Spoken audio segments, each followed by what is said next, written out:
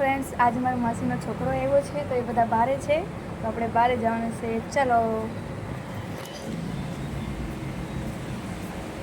એ બધા બહાર છે, હું અહીંયા ઘરમાં બેઠી છું. તો કેવું લાગે છે? બહુ જોવાની મસ્ત લાગે છે. મારી બેનને તાવ આવ્યો છે અને મારી માસીનો છોકરો આવ્યો છે એની જોડે રમવા. જો અમારે નવો કલર પણ થઈ ગયો છે આજે.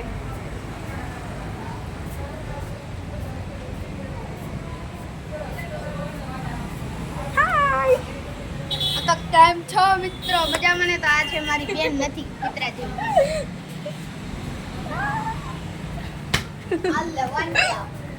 તો બેન ને મારી દીદી છે એક લાફટ.